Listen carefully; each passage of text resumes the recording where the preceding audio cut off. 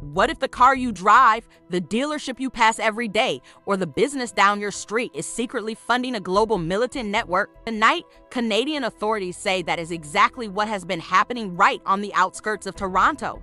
Good evening, I'm Hannah Steele, and this is Vord Radar News. Canada's federal government has revealed what it calls a major national security breakthrough.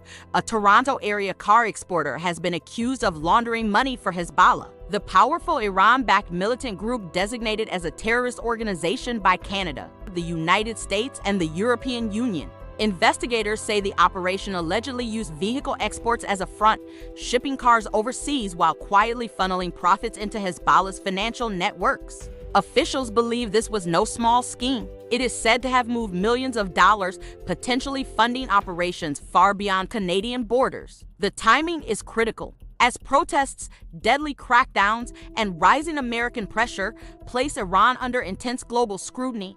This case highlights how proxy networks may be embedded deep inside Western economies far from any battlefield. Canadian authorities stressed this was not just financial crime, it was a national security threat. In a statement, officials said the investigation uncovered a sophisticated money laundering operation designed to disguise terrorist financing as legitimate international trade. Security experts warn that such networks often rely on everyday industries, cars, shipping, electronics, construction, to move money unnoticed across borders.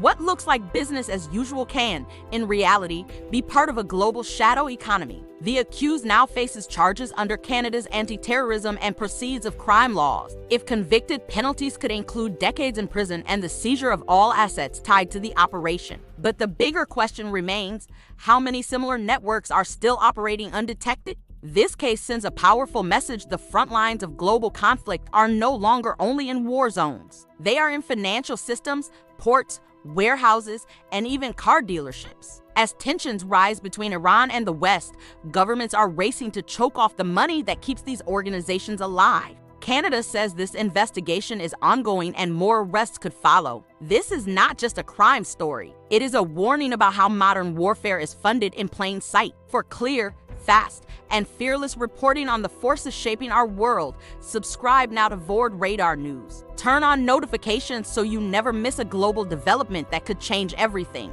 I'm Hannah Steele. This is Vord Radar News, where the world makes sense.